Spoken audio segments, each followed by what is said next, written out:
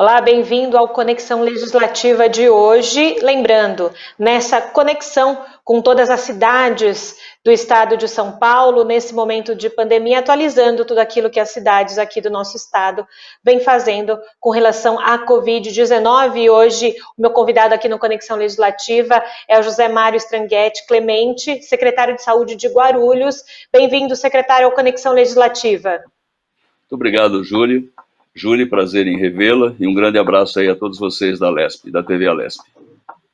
E a gente começa esse nosso bate-papo de hoje, doutor José Mário, justamente trazendo um pouquinho de como foi para a cidade de Guarulhos o início da pandemia, as primeiras ações da cidade. A gente sabe que foi pioneira a cidade com relação ao hospital de campanha, atendimento drive-thru para os casos suspeitos. Então, queria que o senhor contasse um pouquinho desse histórico. Guarulhos, como todo mundo, né, não ficou fora, lamentavelmente, desse momento tão delicado que todos nós passamos. Você vê, eu com 40 anos de cardiologia e medicina, nunca tinha vivenciado, aliás, todos nós, da nossa geração, a não ser quem estava vivo, mas muito provavelmente esteja vivo, mas muito provavelmente muito criança, à época, em 1918, quando a gripe espanhola acabou dizimando 50 milhões de pessoas no mundo. Aqui em Guarulhos, as primeiras ações fundamentalmente foram máscaras pela vida, quando nós começamos nas lives do prefeito e todas as nossas atitudes de mídia, a população foi se acostumando a colocar máscaras, não necessariamente máscaras cirúrgicas, como são as usadas por nós profissionais na linha de frente, e também foi a primeira a exigir as mesmas máscaras nos coletivos, né, nos ônibus principalmente. Em muito pouco tempo, vimos a necessidade de montarmos um hospital de campanha, que foi o primeiro hospital completo de campanha do Brasil, montado num tempo recorde de 10 dias, hospital com leitos de UTI, com 70 leitos clínicos, né, com tomografia, com ultrassonografia, com aparelhagem de hemodiálise, e ao lado dos dois extremos do hospital, um drive-thru para 6 carros, que são... As pessoas faziam uma triagem de forma automática, de forma 6 ao mesmo tempo, 6 carros, e do outro lado, que seria um drive-thru também, mas para as pessoas pedestres, né? E para você ter uma ideia, Júlia, nós já atendemos mais de 45 mil pacientes até agora. Desses, quinta-feira retrasada, nós conseguimos tirar pessoa que chegou mal, chegou a ser hospitalizada, ficou em UTI, a quingentésima ou quingentésimo paciente, 500, né, número 500, o que foi um sucesso absoluto e continua sendo um sucesso muito grande. E a gente vê o quanto, né, a cidade, as secretarias, a prefeitura se debruçou por essa causa. Não poderia ser diferente, é claro, como o senhor falou, né, em tantos anos de medicina, também se deparar com um vírus e com um momento que ia mudando e foi mudando semana a semana. As ações de vocês também discutidas diariamente. Nesses últimos 4, 5 meses, né, nessa evolução da pandemia, das coisas acontecendo, como é que o senhor faz análise da cidade, das dificuldades, não só da cidade, mas do campo médico mesmo, com relação a entender até como esse vírus funcionaria em cada pessoa? As dificuldades são e continuam sendo muito intensas, não só na cidade de Guarulhos, mas no mundo como um todo, né? Você vê, nós tivemos que suspender todas as consultas eletivas de toda a rede pública da cidade, né? Tivemos que suspender todas as cirurgias eletivas. Isso traz realmente um transtorno muito grande. E lógico que nós passamos, como todo mundo, levantar no café da manhã raciocinando o Covid e terminar a noite indo dormir raciocinando o Covid. Temos hoje aí quase que 18 mil infectados confirmados na cidade. Evidentemente, esse número é subnotificado, porque o número de confirmados são as pessoas testadas. Estamos agora fazendo uma testagem muito maior. Nós pretendemos até dezembro, Júlio, testar 1/3 da população guarulhense. Você imaginar a magnitude disso, nós somos hoje 1.379.132 munícipes. Isso visto agora no último censo do IBGE de 2019. Então, veja, está sendo uma atitude absolutamente hercúlea. Todas as nossas 69 unidades de UBSs, e todas as quintas e sextas, como está ocorrendo hoje, nós fazemos mutirão de testagem das 9 horas até as 15 horas. A intenção é, até dezembro, conseguir testar pelo menos 1/3 de toda a população. E, evidentemente, com isso, quando é testado positivo, e a média de positividade está sendo por volta de 12%, 13%, essas pessoas são colocadas em quarentenas, são atendidas pelo médico in loco, e por georreferenciamento, a UBS próxima da residência dessa pessoa acompanha até que ela tenha a alta da quarentena. Evidentemente, protegemos dessa maneira a saúde desse munícipe e, evidentemente, também estamos protegendo que ele deixe de infectar outras pessoas. E aí o senhor está trazendo à tona duas questões importantes.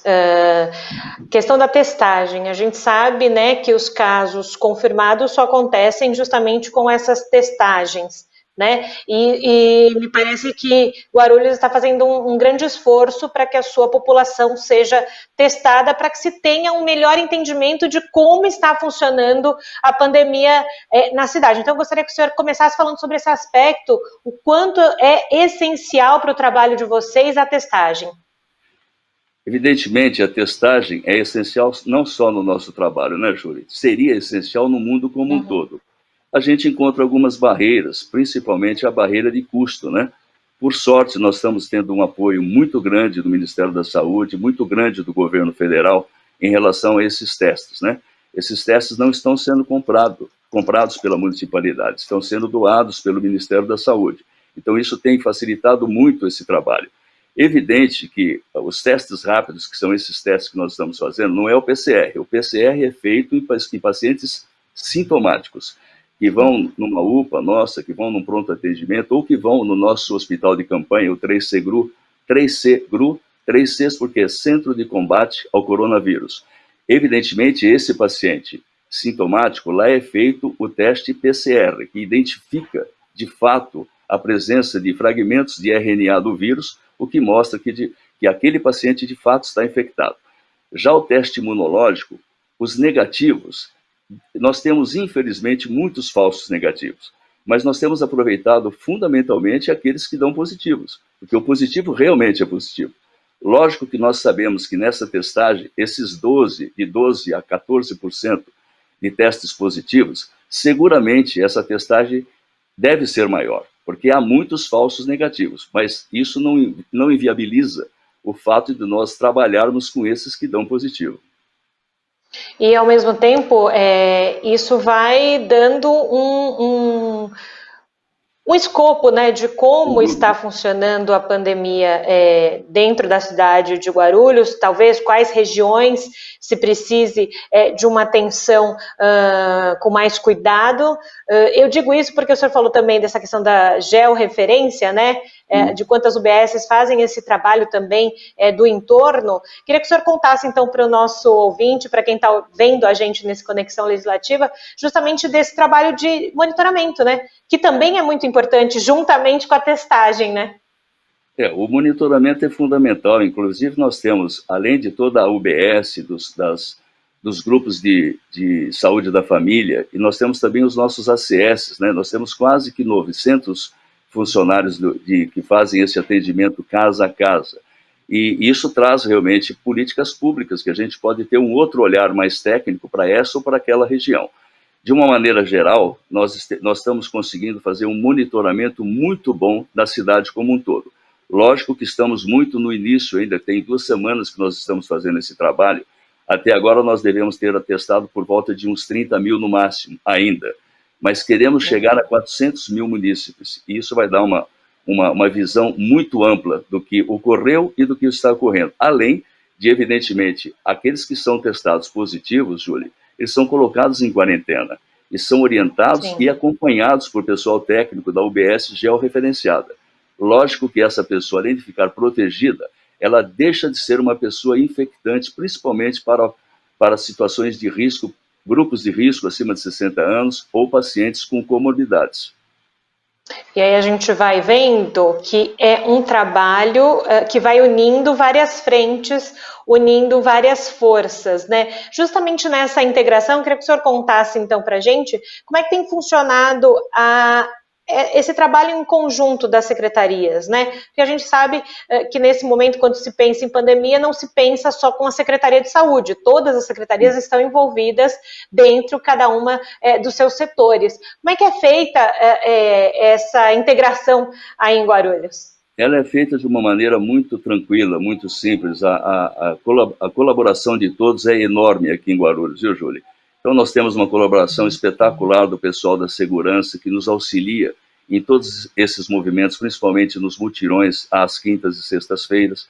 Nós temos o pessoal do trânsito e transporte, nós temos o pessoal do serviço social. Então, há uma comunhão de esforços entre as secretarias.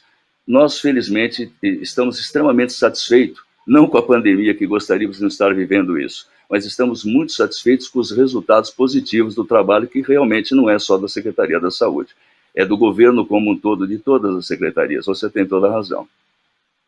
E a gente sabe que um olhar também de atenção da Secretaria de Saúde de Guarulhos e também de todos os municípios nesse momento é a questão de leitos, né? Que a questão de ocupação dos leitos diz muito para a cidade nesse momento de flexibilização, de retomada econômica, que a gente vai falar um pouquinho mais adiante, mas pensando nessa questão de leitos, como é que funcionou no primeiro momento essa questão de leitos? Foi suficiente, não foi?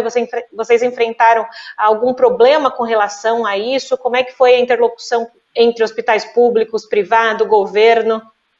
Enfrentamos sim, Júlio, mas graças a Deus conseguimos contornar todos os problemas. Há uns 6 ou 8 semanas atrás, nós tivemos praticamente até colapsados. Tivemos que, de uma maneira muito rápida, aumentar 14 leitos de UTI no nosso 3T-GRU, elevando para 24 leitos de UTI. Tivemos que recorrer também à iniciativa privada em hospitais privados. Dos 7 hospitais privados que nós contactamos, somente 2 puderam nos ajudar, em função de haver problemas, seja de ordem de documentação, seja problemas propriamente dito de leitos, e conseguimos contratar 12 outros leitos. A performance de leitos de UTI municipais, nós temos hoje 78 leitos de UTI no município, e temos 66 ligados a 2 hospitais públicos estaduais. Felizmente, nós estamos com uma taxa de ocupação abaixo de 70 já há mais de algumas 2 ou 3 semanas. Chegamos em situações de ter 100% praticamente de ocupação. Hoje a gente tem conseguido, há uma flutuação, porque é muito dinâmico, não é? Tem dias que você está com 62%. Ontem, por exemplo, que eu não tenho a estatística de hoje ainda, ontem nós estávamos com 68,86%. E uma outra coisa interessante, Júlia, que nós temos visto na cidade, é o aumento do índice de cura. Nós estamos hoje com 90,4% de cura e 6,6% de índice de letalidade. Agora, esse 6,6%, ele infelizmente é um índice ainda falso. Por quê? Se nós não temos, nós temos o número de óbitos, mas nós não temos, de uma forma fidedigna, os números de fato que estão infectados, porque muita gente não foi testada ainda. E claro que quanto mais testes e quanto mais positivos nós encontrarmos, menor será a nossa taxa de letalidade, quando você dividir esse número de infectados pelo número de óbitos da cidade, que hoje está por volta de 1.134 óbitos confirmados, e ontem, pelo menos, estávamos com 10 óbitos aguardando confirmação. Essa é mais ou menos a estatística que nós temos hoje, Júlia. E, doutor, para quem talvez não entenda como funciona essa questão da notificação, se o senhor puder contar justamente para quem está vendo a gente, que não entende, assim, a partir de qual momento se torna uma estatística uma pessoa infectada e quando, infelizmente, ela vai a óbito, qual o momento em que é atestado que é por Covid ou por qualquer outra doença, por N motivos. A gente sabe que, infelizmente, as pessoas também acabaram morrendo nessas últimas semanas e meses, não só em Guarulhos, mas em todo o Brasil, não só da Covid. Como é que funciona isso? Porque às vezes as pessoas falam, não, mas foi subnotificado, foi isso, foi aquilo, não entende direitinho como é que funciona essa parte, né? No caso dos óbitos, a estatística ela é mais fidedigna, né?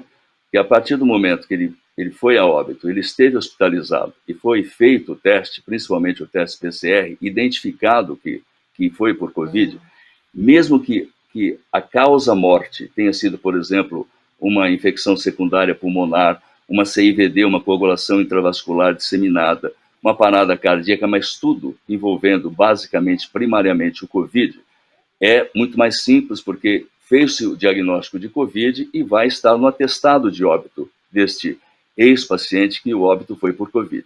Já os casos notificados, eles têm que ser testados. E, evidentemente, há um número ainda muito grande da população, que, só para você ter uma ideia, Júlia, 80% da população acaba se infectando e fica completamente assintomática. Não há nem necessidade de procurar assistência médica. Esse caso acaba passando batido. Você não notificou, porque sequer foi examinado. A própria pessoa não teve a necessidade de procurar. O que nós estamos tentando agora é fazer essa busca ativa que nós estamos fazendo, independentemente de sintomatologia. Então, é um screening populacional que estamos fazendo, uma busca ativa, para tentar minimizar essa falha do caso de notificados infectados.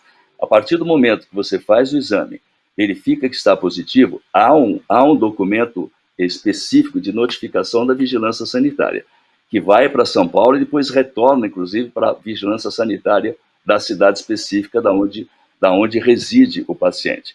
Então, este delay, inclusive, é mais uma situação de demora para nós verificarmos. Por exemplo, enquanto eu te falo que nós estamos com 17.263 notificados oficialmente, evidentemente que esse número é absolutamente subnotificado. Já não é o caso dos óbitos. Os óbitos são muito mais perto da realidade do que os casos de infectados. Porque a pessoa foi a óbito, ela vai ter que ser sepultada. Para ser sepultada, ela vai ter que ter o documento do atestado de óbito. Evidentemente, a chance de ser uma notificação mais realista é muito maior do que os casos de notificação apenas por infecção. Agora, a gente sabe, doutor, que dentro da gestão e dentro da Prefeitura de Guarulhos, tudo está sendo feito da melhor maneira possível para que a população tenha menos impacto com relação a isso. Mas quando a gente fala de população, e essa pandemia exige muito da população consciência, né? Como é que se tem trabalhado desde o início da pandemia essa questão da consciência? Porque, às vezes, eu percebo, não só aí, porque tenho parentes em Guarulhos, mas na minha cidade aqui original, que as pessoas, às vezes, perdem um pouco essa noção do quanto é importante estar consciente com o uso da máscara, com o distanciamento, do sair só em extrema necessidade, né? Então, como é que vocês têm trabalhado esse lado, né, da população? Além das campanhas e das lives diárias que o nosso prefeito tem feito desde o início da pandemia, eu digo diária a diária, de domingo a domingo, né? Eu, inclusive, participo às terças e quintas das lives dele, porque essa live é feita às 19 horas, e nos outros dias eu estou no consultório, não posso participar, às terças e quintas, e nas outras lives ele sempre ele sempre está em companhia de algum outro secretário. Então, além das lives diárias, que é muito visitada a live do prefeito, tem toda a mídia guarulhense falando sobre isso. E mais do que isso, Júlia, qualquer televisão aberta ou não que você ligar, você vai ouvir Covid o dia inteiro.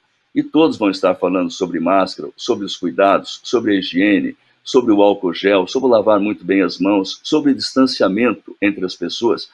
Dificilmente alguém, hoje em dia, do jeito que está tudo informatizado, do jeito que hoje nós temos mais do que o dobro de celulares que temos de população no Brasil, existem aproximadamente 420 milhões de aparelhos celulares. Nós somos aproximadamente 210 milhões de habitantes. Então, é muito difícil você imaginar que uma pessoa não tenha algum grau de informação ou que não tenha sido informada sobre as medidas gerais. Agora, evidente que aí tem todo um problema, todo um processo cultural que você sabe, o brasileiro nem sempre leva muito a sério, principalmente quando a enchente não chegou ainda na sua casa. A enchente está ali a duas quadras da casa, ele está mais preocupado em ver o que está acontecendo, o bombeiro chegando, os barcos, porque a enchente não chegou na casa dele ainda. Lamentavelmente, é uma cultura que faz parte de todos nós e muita gente não leva a sério. Só começa a levar a sério quando ou um parente, ou um ente querido, ou um amigo, quando a coisa começa a ficar perto do seu dia a dia, da sua existência. Mas, de uma certa maneira, a gente tem visto uma colaboração relativamente boa dos guarilenses como um todo.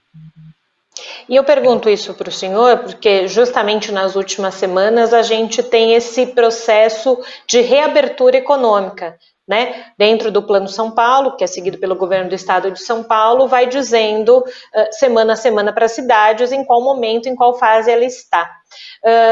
O senhor acredita que com essa reabertura das pessoas irem ao shopping, a um bar, a um restaurante, as pessoas percam um pouco dessa consciência? É preciso, então, nesse momento, reforçar qual que é o trabalho, então, desse momento da cidade, quando se fala em reabertura dos serviços? Principalmente os próprios serviços que reabrem são muito bem orientados, né? Há reuniões aqui no Paço Municipal com várias entidades, com instituições, com empresários que eles também se preocupam, porque não pode se esperar só do poder público, né, Júlia? E volto a insistir, a população está diuturnamente em qualquer tipo de canal de televisão que ele acesse, ele vai ouvir sobre essas orientações.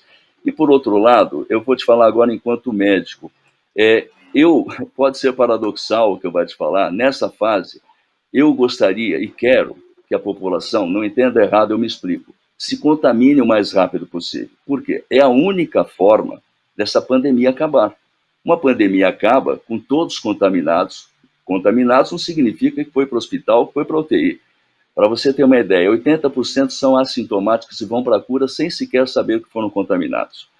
15% têm alguma sintomatologia e vão para a cura com uma dor, com uma febre, com uma mialgia, com um certo desconforto, eventualmente com anosmia, com a perda do paladar ou do olfato, e vai para a cura também. Somente 2 a 5% da população, e esse somente eu ponho entre aspas, porque quando você traz para números absolutos, é o que nós estamos vendo no mundo, que acabam necessitando da medicina de média e de alta complexidade.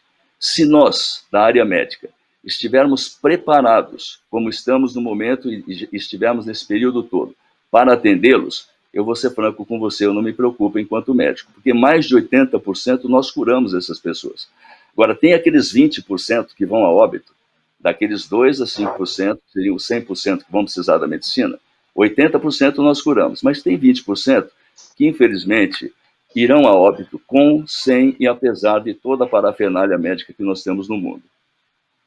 E apesar de toda essa questão, também eu imagino que uma preocupação de Guarulhos seja essa questão de também as pessoas não acharem que nesse momento se possa fazer tudo. Ainda Exato. não pode fazer tudo, não é? Ainda, lógico.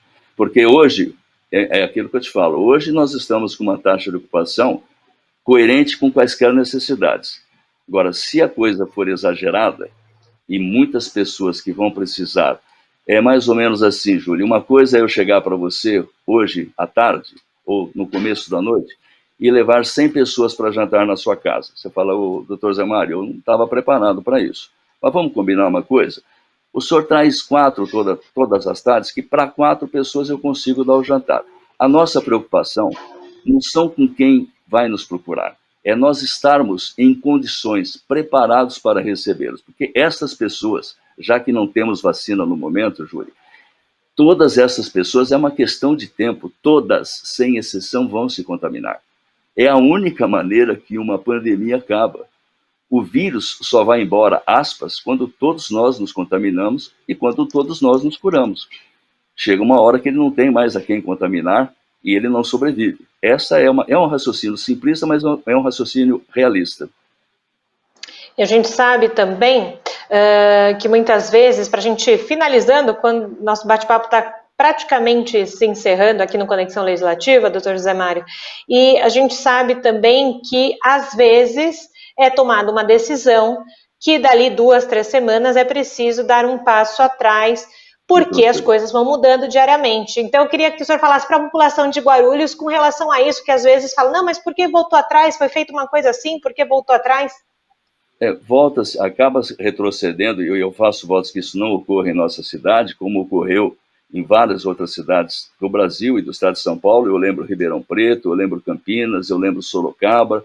Então, veja, nós não queremos que isso ocorra. Evidente que para que isso não ocorra, as pessoas têm que continuar tomando os cuidados necessários. O uso de máscara, evitar aglomerações desnecessárias, evitar estar sempre atento à sua higiene, principalmente a higiene das mãos, e evitando as aglomerações e saídas desnecessárias, nós vamos estar evitando não só a nossa infecção, que ela é necessária, mas principalmente nós não levarmos essa infecção para grupos de risco, quais sejam as pessoas acima de 60 anos, que a gente já viu que o grau de letalidade é muito maior, e principalmente aquelas que não se, olhando no rosto, você não sabe se a pessoa é hipertensa, se ela é diabética, se ela já teve algum câncer e precisou fazer um tratamento quimioterápico, radioterápico, se ela é portadora de DPOC, que é doença pulmonar obstrutiva crônica, que são doenças corriqueiras, como patologias da população em geral, e que são pessoas que ficam muito mais vulneráveis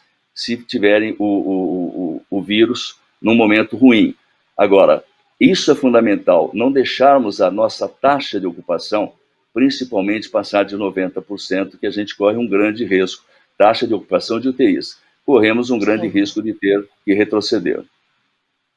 Doutor José Mário Stranghetti, secretário de Saúde de Guarulhos, gostaria de agradecer o senhor pelas explicações e atualizando para a gente aqui no Conexão Legislativa como está o momento da cidade de Guarulhos nessa pandemia. Muito obrigada, viu? Obrigado a vocês, um grande abraço, Júlio, um abraço para todos vocês aí da TV Alesp. Muito obrigada. E se você quer rever esse programa que está acabando agora, o Conexão Legislativa, e toda a programação da Rede Alesp, é fácil. Corre lá na nossa plataforma do YouTube da Assembleia Legislativa de São Paulo e reveja toda a nossa programação. Eu fico por aqui até um próximo Conexão Legislativa.